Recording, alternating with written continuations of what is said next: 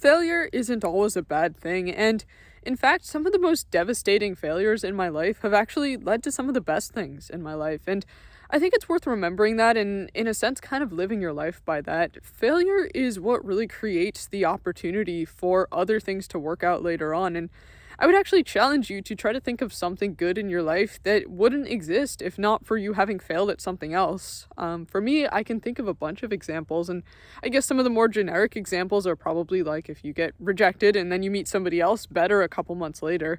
And that rejection really does hurt in the moment. It's not like it's fun to get rejected or it's fun to fail at something. But that failure is what actually creates the opportunity for maybe an even bigger success later on. Or the same thing can apply, in a work related context, right? Say you don't get the job that you were really, building up hope for getting, but then a couple months down the line, you actually get an even better offer elsewhere. And, you wouldn't have had that other offer, you wouldn't have had the opportunity to go get that better job if you hadn't failed the first time around.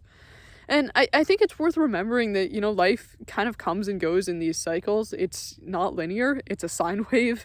It goes up and down, and you will fail at things in life, you will, and you'll also succeed at things. It's not just luck, it's not just you, it's a combination of a bunch of factors. And if you think of some of the most successful people in the world, the generically successful people, we can usually identify their success as a combination of hard work and luck. And I guess I'm using both of those as catch-all terms, right? Like hard work is kind of this catch-all term for all these different traits that we usually associate with successful people, perseverance and diligence, and yes, literally hard work.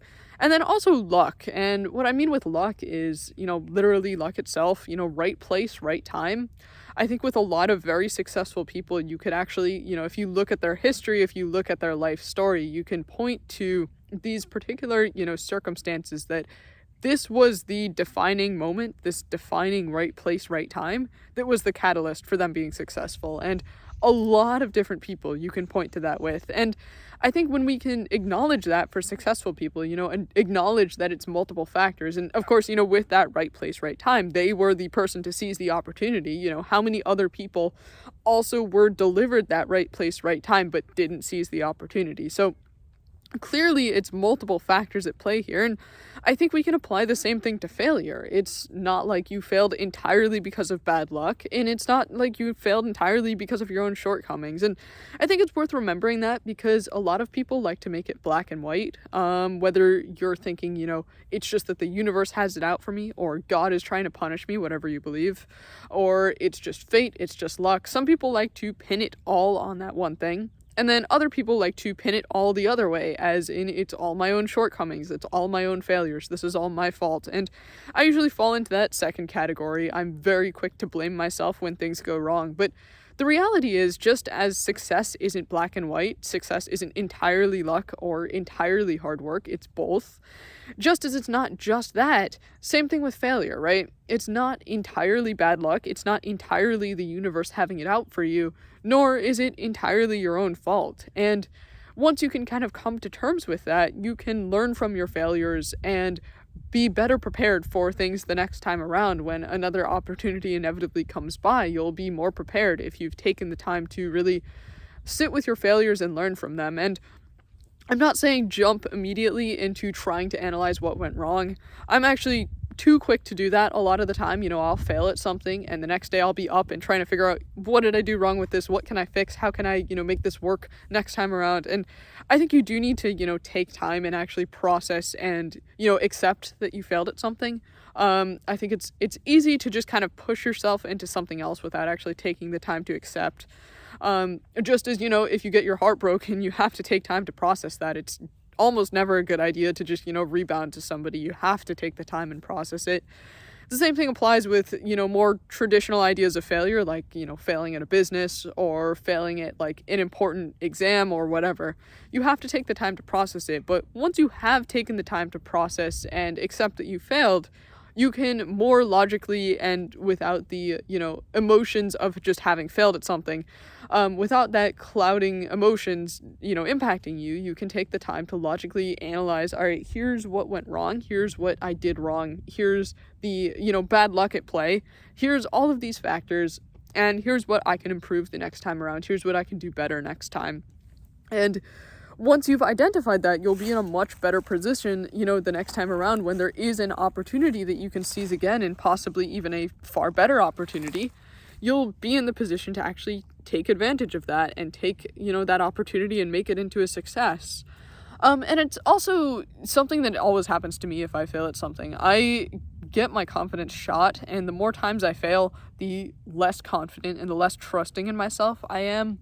I had a couple week span a few years ago that a bunch of bad things happened in pretty much the span of 2 weeks. It was like multiple different areas of my life kind of all went out the window at once, and I wasn't really sure what to do, and I had lost pretty much all trust in myself, right? Because some of the things that went wrong were 100% on me. It was, well, I shouldn't say 100% since I just gave the argument of things aren't black and white, but I could very clearly identify my own shortcomings that had led to multiple different things going wrong. So I was sort of not able to trust in myself and not able to be confident enough to try again. And it took me a long time to rebuild that trust in myself. And I think it's worth, applying the same logic to trusting in yourself as you would apply to trusting somebody else, right? If somebody breaks your trust, like say you have a friend and the friend betrays you, but they eventually come back and they apologize and you want to, rekindle that friendship. You're not immediately going to trust them with something big again. You're going to start small, and once you feel like, okay, yeah, they really have changed, they're really sorry, they understand what went wrong, they understand what they did to me, they're willing to change. Once you have established that trust again with some small things, that's when you'll be able to move on to the big things. So if you have lost trust in yourself, the same thing applies. You can't immediately try to trust yourself again with something big, because that's how you're just going to, take it, and if that doesn't go well, you're going to immediately lose even more trust in yourself, right? If you can start by, trying to look for what you can succeed at in a small way, what can you build up trust and confidence with? What can I say? I did this little thing today, and yeah, it was small, but I did it and I succeeded at it. And the more of those small things that add up, the more your trust will rebuild, and the more you can eventually attempt those bigger things again, if that's something you want to do. And I think it's worth remembering, if you are trying, that is something to be proud of. Even if you're trying and failing, you at least tried. How many people haven't tried at all? You tried, and even if you fail, you had the balls to go try it. So it's worth counting that in some sense as a success. Yeah, even if you did fail, and yes, that's going to be, a failure added onto the record, you succeeded in taking the, having the guts to go try it, right? That's still something to be proud of. And, I'm proud of you. Anybody who has tried something and failed at it, I'm still proud of you for trying.